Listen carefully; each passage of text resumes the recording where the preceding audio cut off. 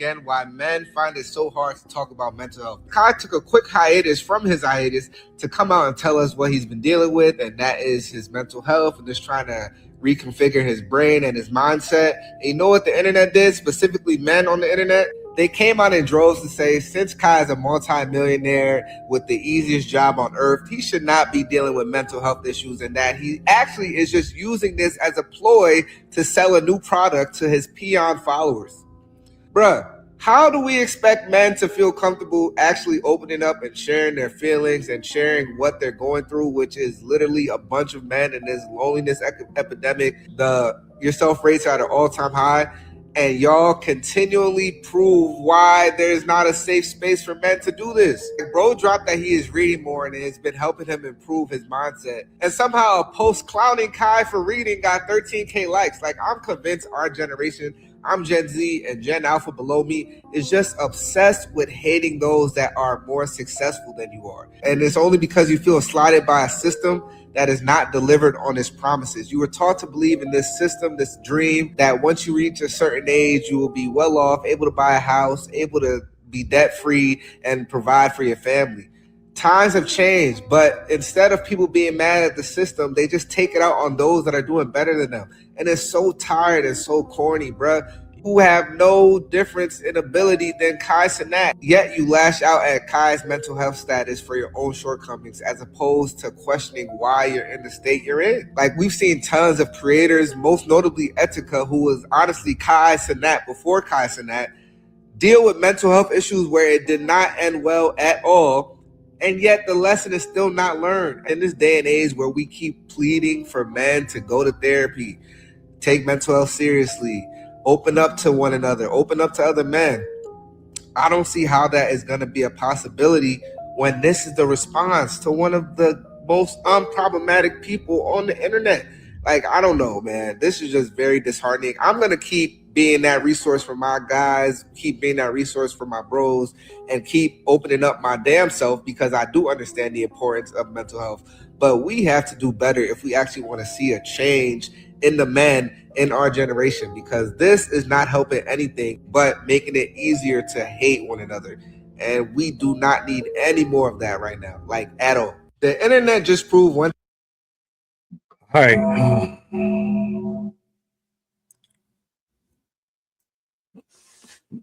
Castanet expresses that he's going through some things. Who does he turn to? He turns to social media to express himself.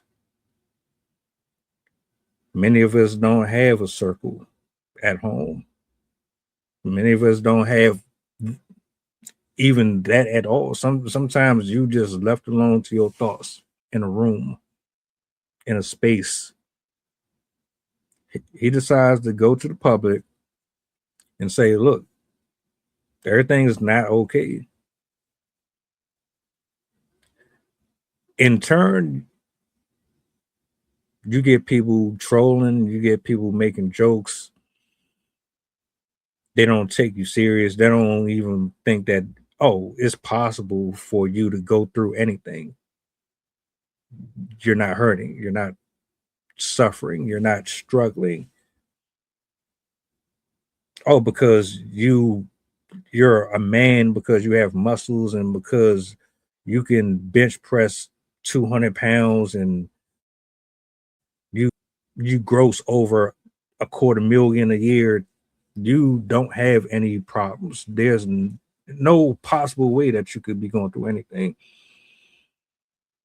What do you say to that? What were your thoughts on that video and this subject in specific? On the video, it's twofold. Because what happens is we live in a world where people resist change. And so people in an older demographic are naturally going to criticize. They're naturally going to find problems with the way some of the younger folks are going about expressing themselves. I'll be full transparency, right? I used to do the same thing. I wouldn't understand why somebody would go online and share their feelings and emotions. But I think at this point you can embrace it, and because you can easily say, well, why didn't he go talk to somebody else and get help, and whatever the case may be, which he very well could have behind the scenes. But I think using this as an opportunity, as a launching point to show young people in his demographic that, hey, look, even though he is a multimillionaire, I'm not counting his pockets, but even though he's successful and he's online, achieving some of the things a lot of people have aspirations to do, he too is going through something. So I think take this opportunity to commend him, to be vulnerable, to say, and I don't care if he's selling a product or not, but it's one of the positive things that we should be highlighting, that the young man is going online and just bringing awareness to mental health. So that's what I took from the video. We can unpack and go down a rabbit hole, obviously, but at initial glance, it's happy to see that he's taking his mental health serious and using this platform as a launching point to just start the conversation, like specifically conversation like these. I'm glad he did that. I mean, because, well, let's look at it this way. As much as we look at you for being loud and eccentric with your content and your delivery, and you have all of these different personalities on your stream, and for the most part, when you think about Cenats, you think, oh, he's gonna be emotive, right? He's not really someone who is serious. You're looking to laugh, you're looking for eye candy, you're looking for messiness, and whatever your niche is, that's usually what he kind of cultivates. But for someone like that to say publicly, look, this is me, everything is not perfect, and because I want to convey to the world that everything is not just so clear and cut. You see all of this in my background.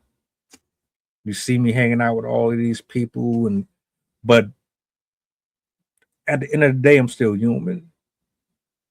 And I need y'all to know that you're not going to see a lot of celebrities or influencers doing this, period.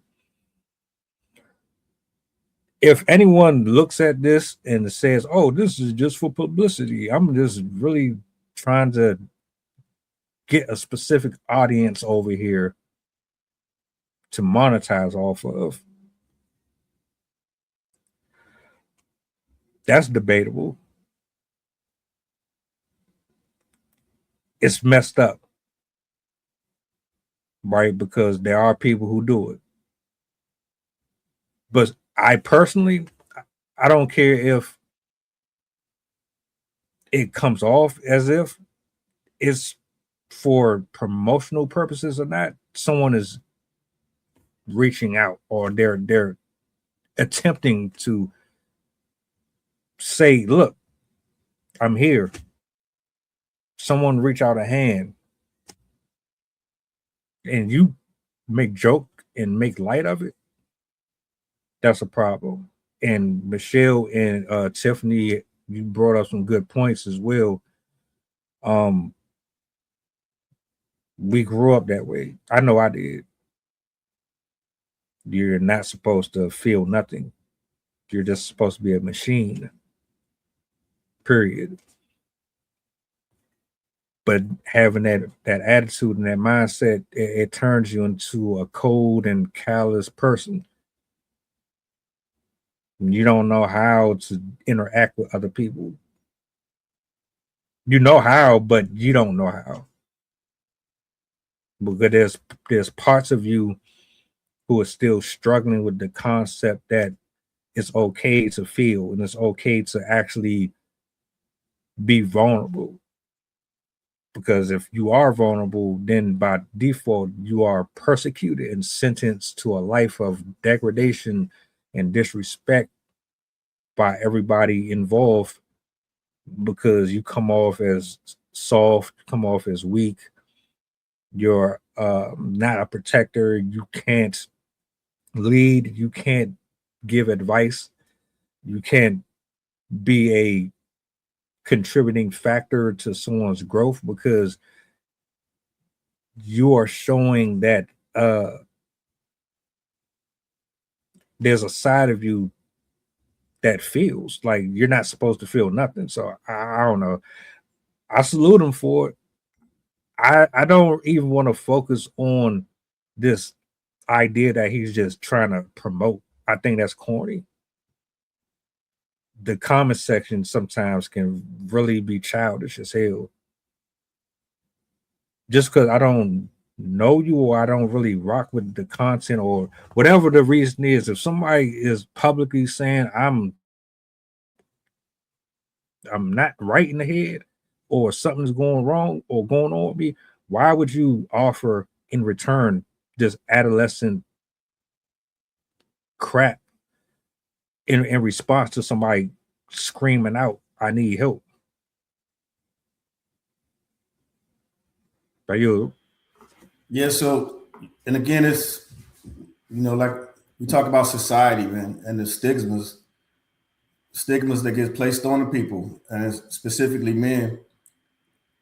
Especially men with, again, I'll say, when you're around young men and they say if they fall, and they start to cry and show some type of emotion, you might naturally just tell them to man up or be a man, versus explaining them how to control that emotion or what to do with that emotion. Again, it all goes back down to the education piece on how we help each other get through situations, how we help each other as far as moving forward and advancing.